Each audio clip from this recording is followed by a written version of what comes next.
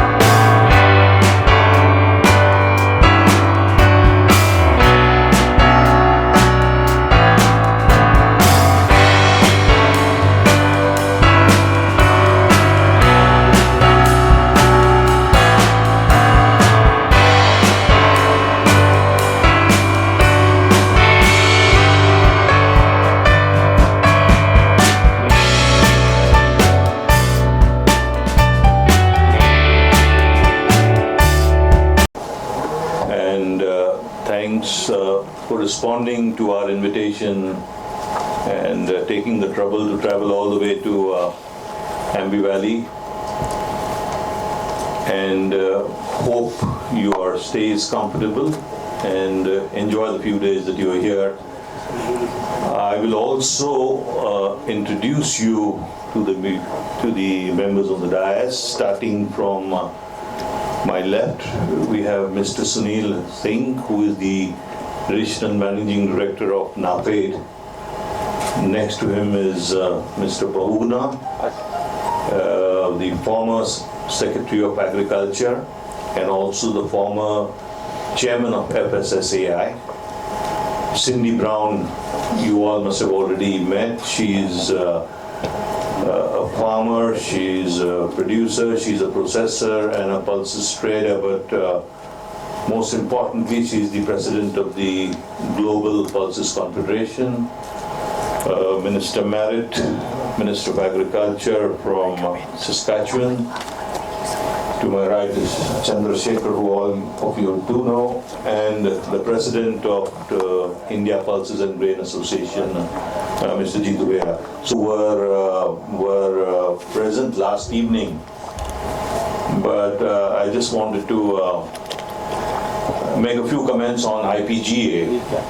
So this is our fifth edition of the IPGA.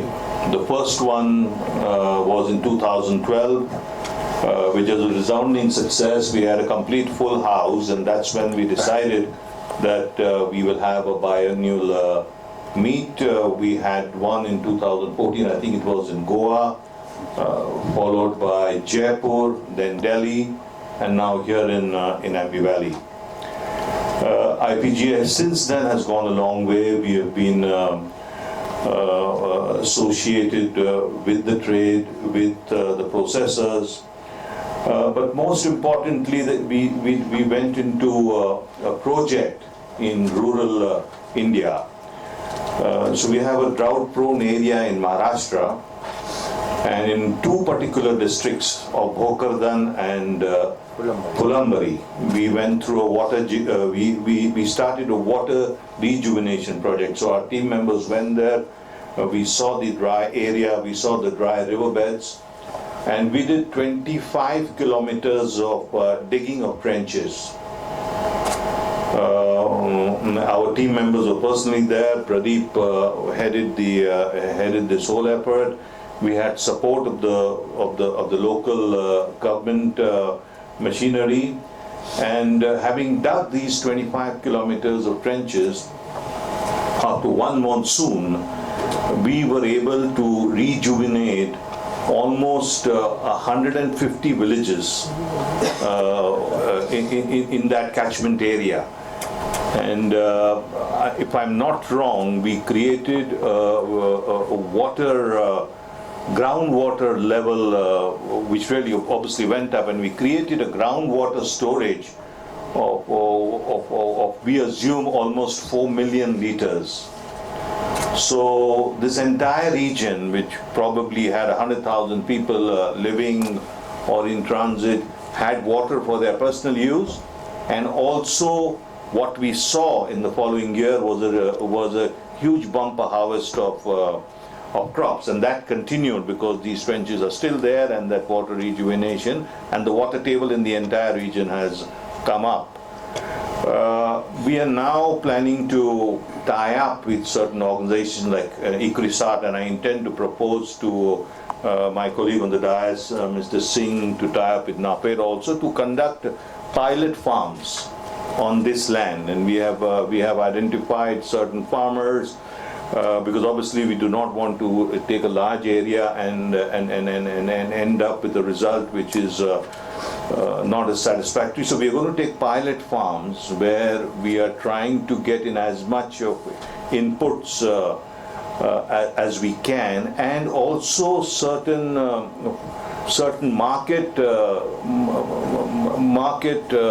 information whereby we will be able to forecast or predict prices during the harvest for that particular crop, select those pulses and have encourage the farmers to sow them, and then try to create the same chain by getting the processors involved with the buyback agreement. So this is a tall order. It's a lot of work to do, but I can tell you that we are certainly on our way of doing it. We have the support of the Honorable Minister Rao Saheb Danve, because this forms part of his constituency, and he has given us that support, and hopefully he'll talk about it when he's here with us this afternoon. Thank you, and the floor is open now. Can I just take the mic? May I just respond to your suggestion? Yes, you have a mic? Yeah. What I would request you, it's a very good initiative of having a cluster farming where you are encouraging the farmers to grow pulses. As I mentioned in my address, you have a private stockist procurement scheme. I would like that to be encouraged first. If not, NAFED is there to provide you the safety net of MSP, ensuring MSP to the farmers for the produce that they have grown of FAQ quality. But just because as you're taking initiative of production, so I would request you to try the one component of PM ASA, that is private procurement stockist scheme. If it works, fine. If not, then I'm there. Okay. Thank you, sir. Thank you. Yeah, I'm Lakshmi from PTI. My question is to Agriculture Minister, and I want to know how much pulses is exported to India, and with so many curbs restriction imposed right now, what is the prospect you have?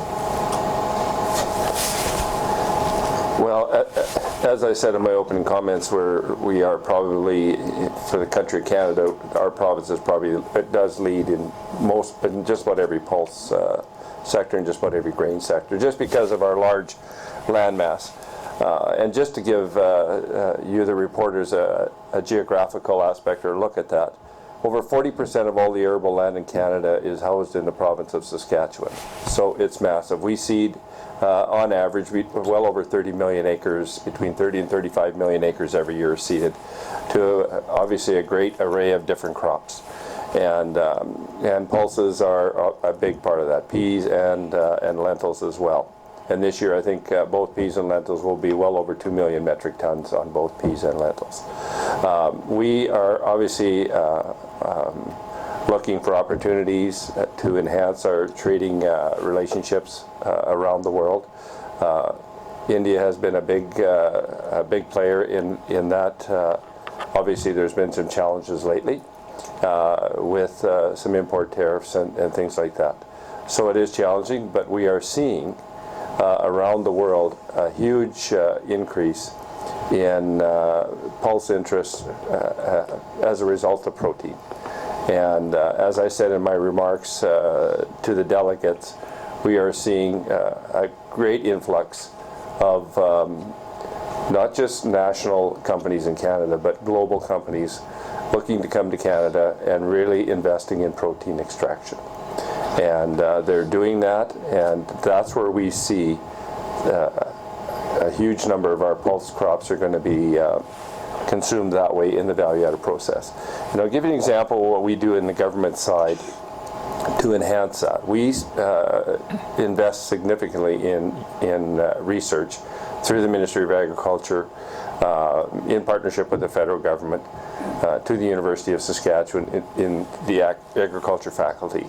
One of the projects we approved last year was a team of professors feel very strongly that they're going to develop a yellow pea that will have protein greater than 25%, which is high. But that's the kind of projects we're doing, that's the kind of research that's going on, and I must say that we are attracting researchers from around the world as a result of that. How much we export? Yes. It'll be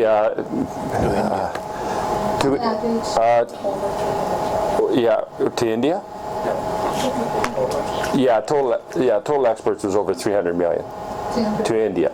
Yes. And whether that quantity will be reduced because of the restriction? Pardon me? This year? Well, it's obviously having an impact. It is, and I think you're seeing what is happening is the industry players in the province of Saskatchewan are looking at other opportunities in other parts of the world. As I said, China's yellow pea, just the yellow pea side, had gone up 40% just since 2017. So we're seeing that market happening also in other parts. So what is happening as a result, if companies are having issues of getting pulse crops into India, they're going to look for other opportunities to move the product, and that's what's happening. India being the largest consumer, do you see? Yeah, well, yeah, I do see it, and that's why I said my remarks the way they are. As a farmer myself, and grow pulses myself, that's the first thing we look at for is market trends and where things are going to go, because then I can make a decision within a few months of whether I'm going to seed pulses or not. And to give you an example, the pulse acres in the province of Saskatchewan are probably in that 5 to 6 million acre range. That's what we seed into the lentil and pea market. If you saw a 20% reduction in the acres, if you saw that, and which we could do just because of price fluctuation, that's a significant impact on the world market. When you estimate that Saskatchewan leads the world in exports of lentils and peas, it would have a huge impact on market prices if that were to happen. That's why we're saying, and that's why we're voicing our opinions on where we'd like to see consistency and transparency in market access. And I understand what countries do what they do, but from our perspective, it could have a huge detrimental impact down the road.